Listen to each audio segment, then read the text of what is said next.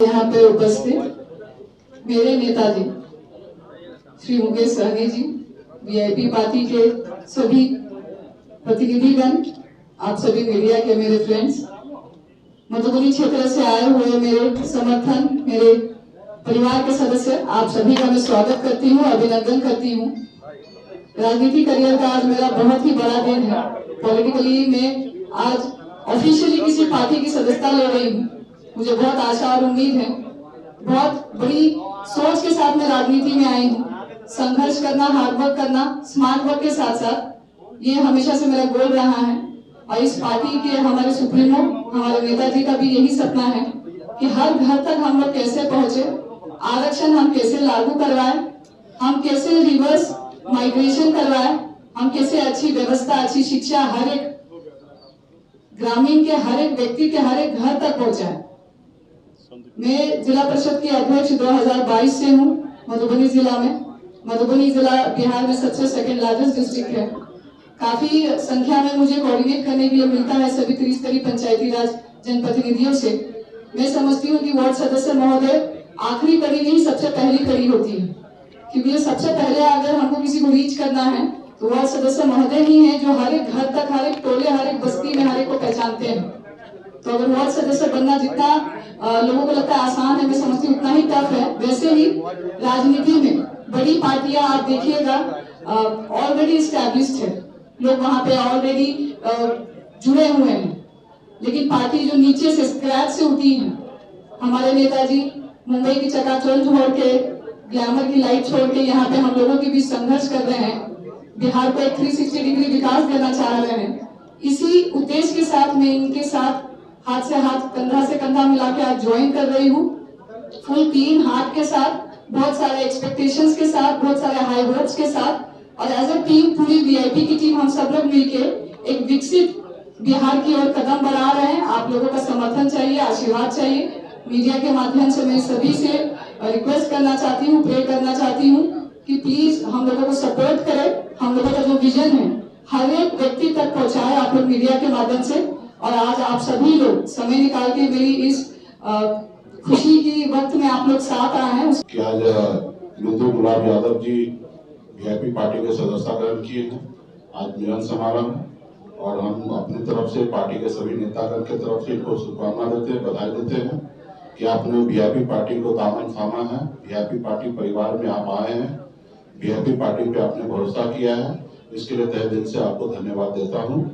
और आपको मैं बता दूं, ये बिंदु गुलाब यादव जी महाराष्ट्र में रही है, पूना में अच्छे शिक्षा प्राप्त की है। उसके बाद पिछले कुछ सालों से बिहार में एक्टिवली समाज सेवा कर रही है और अभी जिला परिषद चेयरमैन मधुबनी जिला के हैं और काफी एक्टिवली जो पद मिला है उस पद के अनुकूल वो काम कर रही है और आज वीआईपी पार्टी में शामिल हुई है। और मैं इनके बारे में 2024 में भी जब हमें झंझारपुर में चुनाव लड़ने का पार्टी को मौका मिला तो इनके नाम को लेकर हमने सर्वे किया था और उस समय में 80% लोगों का अप्रोच था, इनके पक्ष में वोटिंग हुआ कि इनको कैंडिडेट बनाया जाए। लेकिन हम लोगों ने उस समय में कुछ अलग समीकरण समझकर हम लोगों ने निर्णय लिया। मुझे लगता है कि वो निर्णय अगर जनता के साथ अगर हम जाते तो मुझे लगता है कि एक सांसद हमें उसी समय में हमें प्राप्त हो जाता। तो खैर देर हुआ, लेकिन आने वाले समय में बिंदु गुलाब यादव जो क्षेत्र में काफी पॉपुलर है, लोगों की समस्या लोगों समाधान करते हैं, निरंतर लोगों के बीच में रहते हैं, युवा है और जनता के बीच में कनेक्ट रहते हैं और बहुत कम समय में अच्छा पद पे बैठे, तो इसके लेके ही उस क्षेत्र में काफी लोकप्रिय है।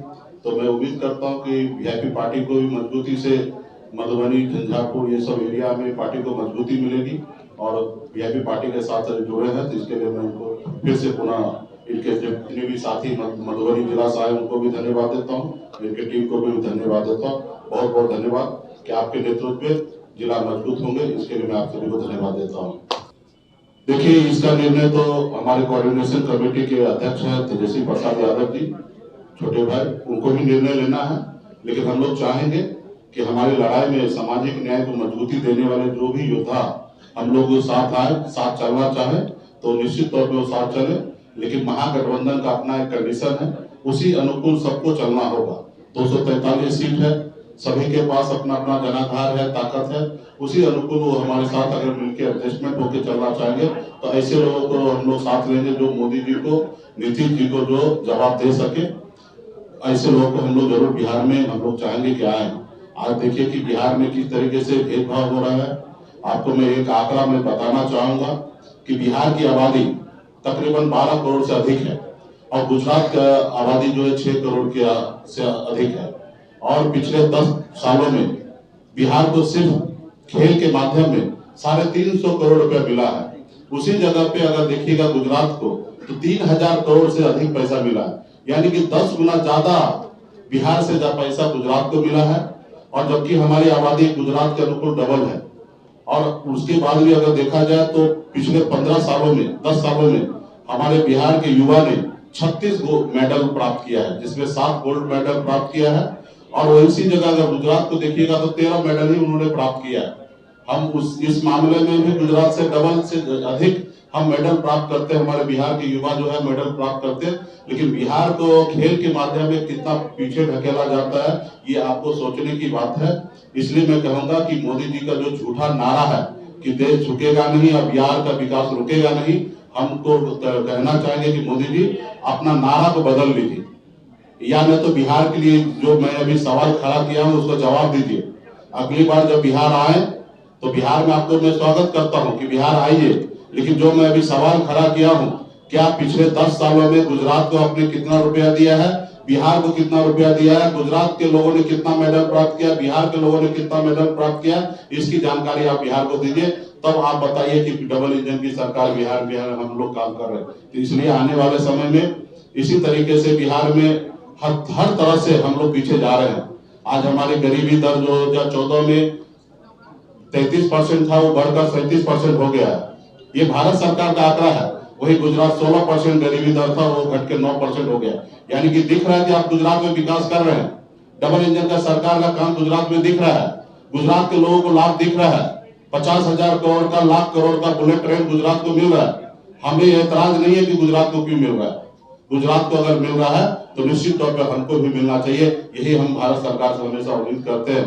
लेकिन आप यहाँ से 40 में से 40 सांसद बना लेते हैं, 40 में से 30 सांसद बना लेते हैं, 40 में से 32 सांसद आप बना लेते हैं, लेकिन बिहार को मिलता क्या है। तो मैं बिहार के जितने भी साथी वोटर से सबसे मैं आग्रह करूंगा कि इस विषय पर आपको विचार करना है। और आपका अगर तकलीफ जो है, आपके अपने भाई, आपके बिहारी आपके लिए लड़ाई लड़ सकता है, तो गुजरात के लोग आपके लिए लड़ाई नहीं लड़ेगा। सिर्फ मैं तो गुजरात को लड़ाई लड़ने के लिए दूर की बात है, मैं गुजरात के लोग को कहना चाहता हूँ, प्रधानमंत्री जी को, कि मेरे सवाल का जवाब आप खाली बिहार में आके दे दीजिए। विकास तो करना दूर की बात है, हमें उम्मीद बिल्कुल ही नहीं है कि आप बिहार के लिए कुछ कीजिएगा। हमें इतना पता है कि अगर बिहार तरक्की कर लेगा तो बिहार का लेबर जो है वो गुजरात में नहीं जाएगा या अन्य प्रदेश में नहीं जाएगा। और जब अन्य प्रदेश, अन्य राज्य में नहीं जाते हैं तो बिहार के लेबर तो दूसरे राज्य का जो है फैक्ट्री बंद हो जाएगा। तो आपको मालूम है कि बिहार दूसरे देश का अगर तरक्की होता है तो बिहार का लेबर ही दूसरे देश राज्य में जाके तरक्की कर पाती है। तो इसलिए हमें पता है कि आप बिहार को विकास की ओर नहीं लेके जाएंगे, लेकिन बिहार के युवा, बिहार के लोगों ने, हम लोगों ने ठान लिया है कि बिहार को आगे लेके जाएंगे। मैं भी एक गरीब परिवार में जन्म लिया। मुंबई जैसे शहर में 900 रुपए महीने पे नौकरी करके मुंबई में अपनी कामयाबी को झंडा गाड़ा हूँ। और बिहार में आके 10 सालों में हमने अपनी एक बड़ी पहचान लकीर हमने खींचा है। और बिहार का इस बार 2025 में अगर सहयोग रहेगा, समर्थन रहेगा, तो आने वाला समय में बिहार को भी हम जितने अपनी जिंदगी में अपने लिए तरक्की हमने हासिल किया, वही तरक्की हम बिहार के युवा के लिए हम हासिल करके देंगे और बिहार के लिए हम लोग काम करेंगे। बहुत बहुत धन्यवाद। भी प्रत्याशी लोग पार्टी जुड़ रहे हैं तो ये पार्टी का ताकत है और पार्टी के पास आ रहे हैं। और अगला चुनाव में देखिएगा कि एक भी लोग हमारे पार्टी में जितने भी है वो बागी नहीं होंगे और वीआईपी पार्टी के आदेश के अनुकूल चलेंगे। और आप देखिएगा अन्य पार्टी को अगर हर साल का अगर रिपोर्ट लीजिए तो दूसरे पार्टी में बहुत बागी होता है। 2019 में एक भी वीआईपी पार्टी का कार्यकर्ता बागी होकर पूरे बिहार में 40 लोकसभा में कहीं चुनाव नहीं लड़े। लेकिन तो आप उसी तरीके से दूसरे दल में देखिएगा तो कई लोग बागी हो चुकी है। हमारे पास अनुशासन के साथ वीआईपी पार्टी को आगे बढ़ाने के लिए लोग आ रहे हैं, ना ही कि यहाँ पे आके लोग विधायक और सांसद बनने के लिए आ रहे हैं। और निश्चित तौर पे जो लोग आएंगे उनका सोच और सपना होना चाहिए जनप्रतिनिधि बनने के लिए। और मेरे पास अगर जब आ रहे हैं तो निश्चित तौर पर हम भी अगर अच्छे कैंडिडेट होंगे, अच्छे उनके विचार होंगे, जनता का डिमांड होगा तो निश्चित तौर पर उनको हम लोग चुनाव लड़ाएंगे। जिनका अगर नहीं होगा तो वो नहीं लड़ेंगे। सिर्फ चुनाव लड़ने के लिए पार्टी नहीं आ रही, पार्टी को मजबूत करने के लिए लोग आ रहे हैं। मेरा कार्यक्रम है, पार्टी के जनप्रतिनिधि रहेंगे। अगर हम भी बिहार में अगर रहेंगे तो जरूर हम जाएंगे, हमारा पूरा समर्थन है वो कार्यक्रम को लेकर। महागठबंधन हम लोग लड़ेंगे और आने वाला समय में वीआईपी पार्टी कितना सीट पर लड़ेंगे वो हम आपको महागठबंधन के प्लेटफॉर्म से जानकारी देंगे। और आपको पता ही है हम लोगों ने राष्ट्रीय कार्यकारिणी में पार्टी के लिए एक पॉलिसी तय किया है कि आने वाले समय में वीआईपी पार्टी 60 सीट पर लड़ना चाहते लड़ेंगे और इसके लिए महागठबंधन का प्लेटफॉर्म होगा, उस पर डिसीजन लिया जाएगा। बिहार के युवा के लिए जो चाहिए वो सब चीज हम लोग देने के लिए तैयार, खून चाहिए तो खून देने के लिए तैयार है। धन्यवाद। आप इसका टेंशन मत लो, मुकेश सहनी 1 सीट लड़ेंगे, 15 लड़ेंगे, 45 लड़ेंगे, 50 लड़ेंगे, इसका हमें है, लेकिन चर्चा तो है ना। इसका मतलब है बिहार में हम मजबूत है और ताकतवर है। हम लोग पूरे बिहार में काम करेंगे और खास करके वंचित लोग बाहर ना हो, इसके लिए हम लोग पॉलिसी बनाएंगे कि कैसे हो। और चुनाव आयोग अगर कोई पॉलिसी बना रहे हैं तो सोच समझ के बना रहे हैं। अगर निश्चित तौर पे संविधान से बाहर जाके कोई पॉलिसी होगा तो उसका महागठबंधन विरोध करेंगे। तो सरकार बनाएंगे तो निश्चित तौर पे अति पिछड़ा का बेटा डिप्टी सीएम बनेंगे। धन्यवाद। सच टॉक का ये वीडियो आप लोगों को कैसा लगा कमेंट करके जरूर बताएं। साथ ही साथ अपने दोस्तों से शेयर करना इस वीडियो को ना भूलें। और हमारा 25 लाख का परिवार फेसबुक पे है, फॉलो बटन पे क्लिक करके जो है आप उससे जुड़ सकते हैं। यूट्यूब पे भी लगभग 25 लाख का परिवार है हमारा, उस पे भी जो है सब्सक्राइब बटन पे क्लिक करके आप जुड़ सकते हैं। साथ ही साथ इंस्टाग्राम और ट्विटर पे भी जो है आप फॉलो करना ना भूलें, तब जाके जो है आपको वीडियो का नोटिफिकेशन सबसे पहले मिलेगा। जय हिंद।